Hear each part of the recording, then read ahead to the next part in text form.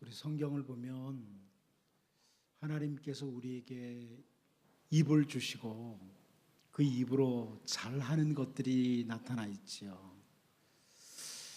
그 주신 입을 가지고 잘못 사용하는 사람들도 많지만 그 입을 가지고 잘하는 것들이 쭉 많이 나오는데 그 중에 한 가지가 서로를 축복하는 일입니다. 서로를 축복하는 일.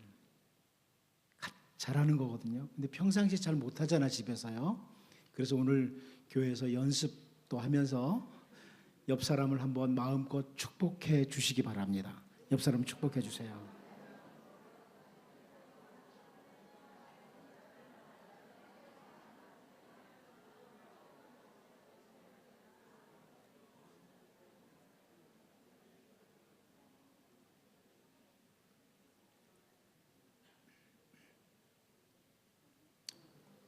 하나님께서 여러분의 축복을 들으시고 옆에 있는 사람에게 큰 복으로 함께 하시길 바랍니다.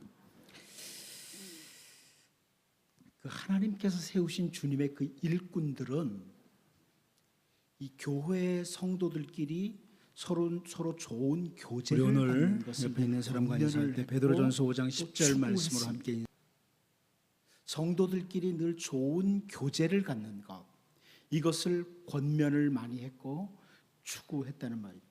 바울 사도도 마찬가지입니다. 바울 사도의 예를 하나 좀 들어보면 로마서 16장 3절 말씀에 보면 너희는 그리스도 예수 안에서 나의 동역자들인 브리스가와 아굴라에게 문안하라 그럽니다. 이 문안하라, 이 권면은 좋은 교제를 가질 것을 보여주는 말씀.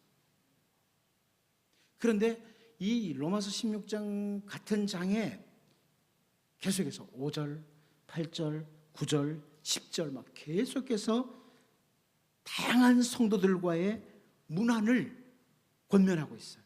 그러니까 바울은 성도는 다양한 성도들과 교제를 해야 된다, 이런 걸 말씀하고 있다는 거죠.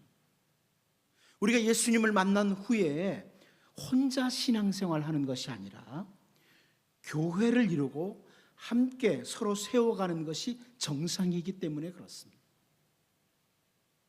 에베소서 2장 22절 말씀을 보면 너희도 성령 안에서 하나님이 거하실 처소가 되기 위하여 그리스도 예수 안에서 함께 지어져 가느니라. 함께 지어져 간다, 이렇게 표현을 해요. 우리가 그 하나님이 거하실 거룩한 처소가 되기 위해서 나 혼자만 애쓰며 만들어가는 게 아니라 함께 좋은 성도의 교제를 통해서 함께 지어져 가는 겁니다. 우리가 잘 알고 있는 말씀 중에 또 하나가 사도행전 2장 42절 말씀이죠. 그들이 사도의 가르침을 받아 서로 교제하고 떡을 떼며 오로지 기도하기를 힘쓰니라. 이 1세기 공동체의 그 초대교회의 참 아름다운 모습을 이렇게 묘사하고 있습니다. 코이노니아, 이 교제를 잘하는 것, 이것이 바로 정상적인 성도의 모습입니다. 정상적인 성도는 자꾸 좋은 교제를 만들어 간다는 거예요. 오늘 요한 이서를 마치는 이 본문을 살피면서 우리가 성도의 교제, 이 부분에 제가 좀 더 집중적으로 말씀을 드리려고. 성도의 교제 부분. 요한이 이 요한 이서를 마치면서 성도의 교제에 대해서 이렇게 집중적으로 기록하고 마치고 있기 때문에 그렇습니다. 먼저 첫 번째는 우리가 어떤 교제를 하느냐, 진리 안에서의 사랑의 교제입니다. 고백이라고 잘못 나왔는데 교제입니다. 진리 안에서의 사랑의 교제입니다. 오늘 본문 10절 11절 말씀을 같이 한번 읽어보도록 하겠습니다. 10절 11절 같이 한번 봅니다. 시작. 누구든지 이 교훈을 가지지 않고 너희에게 나아가거든 그를 집에 들이지도 말고 인사도 하지 말라. 그에게 인사하는 자는 그 악한 일에 참여하는 자임이라.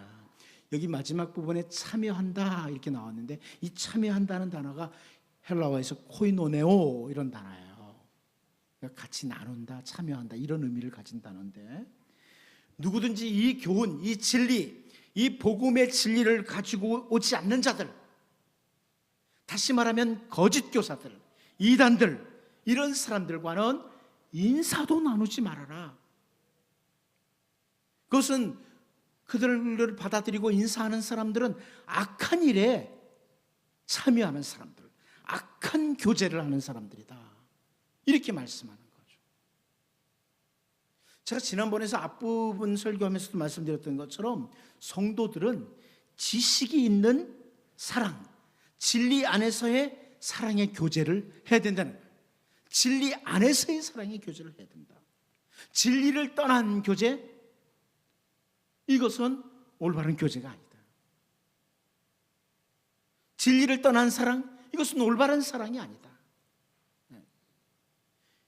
여러분, 그런데 이 말씀이 오용이 되어서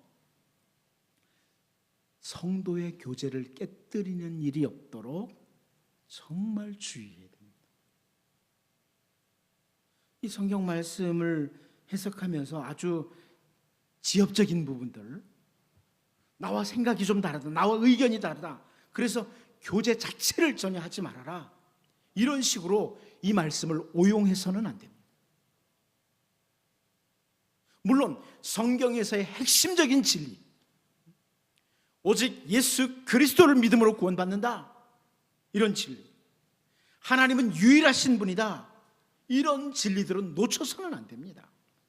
이런 핵심적인 진리들을 부인하는 사람이라면 인사도 하지 말아라. 당연히 오늘 본문에 해당하는 부분이죠. 그런데 지엽적인 문제들 있죠. 예를 들어서 히브리서는 바울이 쓴 것이다, 이렇게 주장하는 사람들도 있고, 그 바울이 쓴 거 아니다, 이렇게 말하는 사람도 있어요. 그런데 이런 사람들 서로 교제하지 말아라, 이런 것은 옳지 않다는 말이에요. 지엽적인 거 가지고. 여기 요한이 강조하는 건 뭐냐? 우리가 이단, 거짓 교사들을 대항하는 정신적 무장을 강조하고 있다. 이것을 놓치지 말아야 된다. 거짓 교사들을 대항하려는 이런 자세를 놓치면 진리를 놓친다, 이것을 말씀하는 거예요. 우리가 진리 안에서의 사랑의 교제, 이것을 나누는 것이 바로 주의 백성이다, 이걸 놓치면 안 된다는 거예요. 여러분, 사실 이 부분을 생각하면 성도들이 교제를 하면서도요, 진리 안에서 나누는 교제가 있도록 늘 돌아봐야 돼요. 그 부분을. 여전대가 있다, 또 혹은 각 구역 모임이 있다, 성도들끼리 모임이 있다, 그럴 때 우리가 진리 안에서의 사랑의 교제를 나누고 있는가, 이걸 잘 확인해 봐야 돼요. 진리 안에서 나누는 거예요. 진리를 떠나서 그냥 모이는 모임, 이 정도는 아니거든요. 물론 세상에서 우리가 사람들과 만날 때 모여서 우리의 화제의 중심이 스포츠가 될 수도 있고, 여자들끼리 따로 이렇게 모여서 연속극이 화제의 그 중심이 될 수도 있고 그래요. 그러나 성도들의 교제는 진리 안에서의 교제가 진짜 교제다. 진리 안에서의 사랑의 교제, 이게 바로 성도의 교제다, 이렇게 말씀하고 있는 거죠. 우리 성도들이 그 중심에 진리의 말씀이 있을 때 계속 성숙해 가기 때문에 그렇습니다. 여러분, 이 성도들과의 교제는 성도들에게 있어서 필수예요. 그런데 늘 진리 안에서 아름다운 교제를 잘 이어감으로 성숙을 가져오는 이런 성도들, 특별히 여기 요한이 지적하듯이 이단들, 거짓 사상을 가진 자들에 대해서는 단호한 자세를 가지고 살아가는 이런 성도, 여기 심지어 인사조차 하지 말아라, 이런 자세를 가지고 교제의 대상을 잘 선택하는, 그래서 함께 교제를 통해서 신앙의 성숙을 가져오는 이런 주의 백성이 되도록, 이것은 단순히 1세기 공동체 교회만 주는 그런 메시지는 아니에요. 우리가 세상에 살고 있으면 모두가 다 이 부분을 삼가 주의해야 되는 거죠. 그래서 교제를 통해서 성숙을 가져오는 이런 주의 백성들 될 수 있기를 바랍니다. 두 번째로 우리는 오늘 본문에서 우리의 교제는 기쁨을 충만하게 하는 교제가 되어야 된다, 이것을 확인하게 됩니다. 12절 말씀 같이 한번 읽어보겠습니다. 12절을 같이 봅니다. 시작. 내가 너희에게 쓸 것이 많으나 종이와 먹으로 쓰기를 원하지 아니하고 오히려 너희에게 가서 대면하여 말하라 하니 이는 너희 기쁨을 충만하게 하려 함이라. 요한은 그럽니다. 내가 너희에게 쓸 것이 참 많다. 이 요한 이서가 짧게 단 한 장으로 기록되고 있지만, 그리고 마치지만, 내가 사실 너희들이 진리 안에 똑바로 서도록 하기 위해서 쓰고 싶은 글, 하고 싶은 말이 참 많다. 지금 그렇게 하는 거예요. 그러나 종이와 먹으로 하지 않고 face to face, 얼굴과 얼굴을 맞대고 입과 입으로 전하고 싶다. 그렇게 말하는 거예요. 여기 헬라어 표현이 그래요. 얼굴과 얼굴을 맞대고 입과 입으로, 이런 의미의 단어예요. 그렇게 하기를 원하는 그 이유, 목적이 있어요. 요한이서 글로 쓰는 것보다 직접 만나서 너희들에게 말하려는 이유가 있는데, 너희 기쁨을 충만하게 하려 함이라. 바로 이런 목적입니다. 이제 우리 개정개혁 성경에서는 여기 너희 기쁨을 충만하게 하려 한다, 이렇게 번역이 됐습니다만, 정확한 헬라어 번역은 우리의 기쁨을 충만하게 하려 함이라. 우리의 기쁨을. 그러니까 요한도 기쁘고 성도들도 기쁜 교제, 이걸 말합니다. 함께 교제를 나누면서 요한도 성도들도 서로 기쁜 거예요. 함께 기쁜. 그러니까 우리 성도들이 진리를 통해서 올바른 교제를 나누면 함께 서로 기쁜 거예요. 모두가 기쁜 거예요. 기쁨의 교제. 주님의 진리를 나누면서 여러분 기쁨이 와야 됩니다. 이거 확인하셔야 돼요.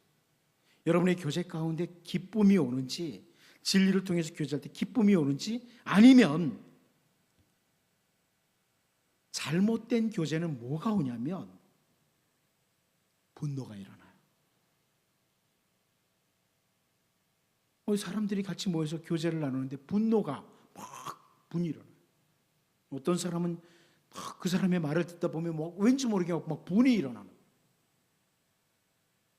그것은 올바른 진리의 교제가 아니에요.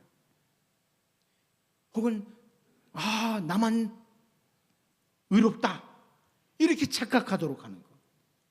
이러다 보면 같이 교제를 나누는데 누군가를 정죄하고 있는 거예요. 이건 올바른 교제가 아니에요. 올바른 교제는 주님의 기쁨이 충만해요. 누군가를 나는 의로운 사람이네 하면서 누군가를 정죄하도록 하는 것은 올바른 교제가 아닌 거예요. 여러분, 구역 식구들이 같이 모여서 함께 말씀을 나누는데, 말씀 나누고 나니까 막 누군가를 향해서 막 정죄하게 된다. 그럼 그 나눔이 뭔가 문제가 있는 거예요. 그 나눔은 올바른 교제가 아니에요. 절대로 진리를 나누는 교제는 주님의 기쁨이 찾아와요. 점검하셔야 됩니다. 때로는 기껏 말씀을 나누고 나니까, 진리를 나누고 나는데 낙심이 오고 막 가슴이 암울해지고 답답해지고, 이것은 진리를 올바로 나누는 게 아니에요. 뭔가 문제 있는 교제죠. 그건 자칫 잘못하면 성경 지식만 머릿속에 채우는 그런 교제. 우리의 나눔을 돌아봐야 돼요. 우리의 교제를 돌아봐야 돼요. 우리 주님의 복음, 진리를 올바로 나누는 그런 교제를 하면, 예수님께서 대제사장적 기도를 했잖아요. 그 대제사장적 기도를 하실 때 요한복음 17장 13절, 그 가운데서 요한복음 17장 13절을 보면, 지금 내가 아버지께로 가오니 내가 세상에서 이 말을 하옵는 것은 그들로 내 기쁨을 그들 안에 충만히 가지게 하려 함이니이다. 이렇게 표현하신 것처럼 주님의 기쁨이 우리에게 오는 거예요. 진리 안에서 올바른 나눔, 교제를 하면 우리 안에 그 주님이 말씀하신 내 기쁨, 주님의 기쁨이 찾아오는 거예요. 주님의 기쁨으로 충만해져야 돼요. 여러분, 성도들과의 교제를 통해서 주님의 기쁨이 오는가를 확인하셔야 돼요. 아니면 기껏 교제를 하고 나니까 막 누군가를 정죄하고 막 이렇게 분노하고 혹은 낙심하고, 이렇다면 여러분의 그 교제를 다시 한번 점검을 해봐야 돼요. 우리 좀 정죄하고 분노할 때 많죠. 기껏 교인들끼리 모여가지고 얘기하는데 그 집사 막 정죄하고 끝나. 그런 모임은 진리를 올바로 아는 교제가 아니에요. 혹은 기껏 말씀을 나누고 정말 못 살겠어, 이러면은 교제가 올바로 된 게 아니죠. 살아계신 주님이 계시기에 진리 안에서의 교제를 나누면 주님의 기쁨이 온다. 이제 여러분, 여기 요한은 페이스 투 페이스, 너희들을 내가 얼굴과 얼굴을 맞대고 만나고 싶다. 글로서가 아니라 직접 입과 입으로 이야기를 하고 싶다. 그것은 바로 우리의 기쁨을 충만하게 하기 위해서, 그 우리의 기쁨, 주님의 기쁨, 이게 우리 가운데 충만하기 위해서 그렇다. 여러분, 나누는 모든 교제 속에서 주님의 기쁨이 충만하도록 이런 좋은 성도의 교제가 계속될 수 있기를 바랍니다. 마지막 한 가지 더 봅니다. 모두가 하나인 교회로서의 교제입니다. 성도의 교제는 세 번째로 모두가 하나인 교회로서의 교제다. 우리 13절 말씀을 같이 한번 보겠습니다. 13절 같이 한번 봅니다. 시작. 택하심을 받은 내 자매의 자녀들이 내게 문안하느니라. 아멘. 여기 택하심을 받은 내 자매의 자녀들이, 이런 표현을 요한이 하고 있거든요. 택하심을 받은 내 자매의 자녀들이라. 우리가 앞부분 1절, 처음에 요한 2절을 보면서 앞부분 1절에서 뭘 봤나요? 1절 말씀을 보면 장로인 나는 택하심을 받은 부녀와 그의 자녀들에게 편지하노니 그랬습니다. 자, 제가 그 부분을 설교하면서 택하심을 받은 부녀와 그의 자녀들, 이 표현은 교회를 가리킨다고 했어요. 한 교회의 성도들, 그걸 가리킨단 말이에요. 그런데 여기 보니까 오늘 13절에서 택하심을 받은 내 자매의 자녀들이다, 이렇게 표현하는 것은 비록 지역은 다른 곳에 있어도 예수 그리스도를 주로 모시고 섬기는 같은 신앙의 사람들, 성도들을 가리키는 거예요. 그러니까 지금으로 놓고 보면 이 상암동에 있는 지역에 있는 성도들에게 택하심을 받은 부녀의 자녀들, 이렇게 표현한다면 저쪽에 성산동에 있는 사람들이 택하심을 받은 내 자매의 자녀들, 이렇게 표현하는 거예요. 이해가 되십니까? 그러니까 그 지역이 다르지만 같은 성도들, 이런 표현을 지금 요한이 하고 있는 거예요. 좀 더 구체적으로 설명드리면 시대가 다르고 언어가 다르고 생김새도 다르고 세상에서의 지위와 가진 것, 배운 것, 이런 차이가 있어도 우리 모두가 다 하나인 교회라는 겁니다. 하나인 교회입니다.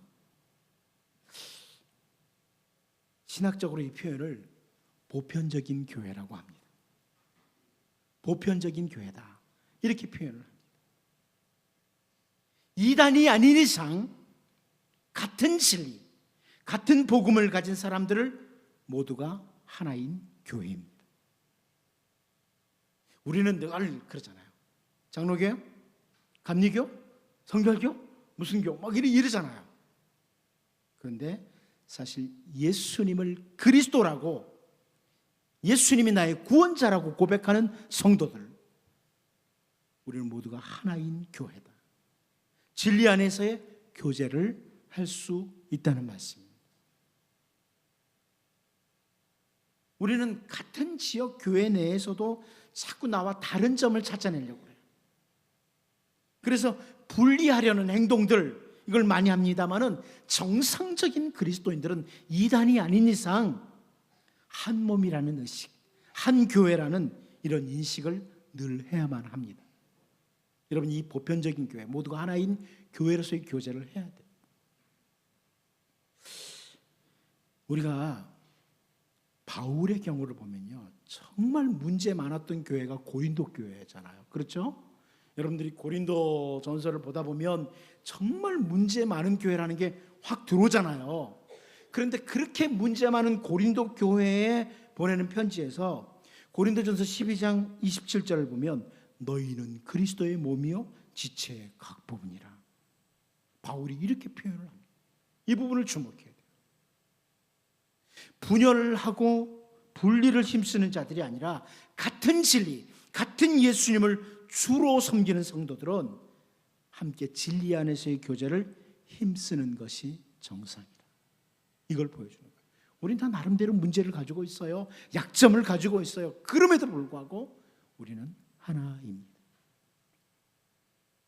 요한은 이단들, 거짓 사상을 가진 거짓 교사들과 하나 될 수 없다는 걸 강조하면서 동시에 하나님의 백성은 조금 약점이 있고 문제점이 있고 뭔가 생각을 잘못하는 것이 있어도 하나라는 것을 놓치지 말고 교제할 것을 권면하고 끝을 맺고 있습니다. 이 시간에 같이 한번 기도하도록 하겠습니다. 같이 한번 기도하겠습니다.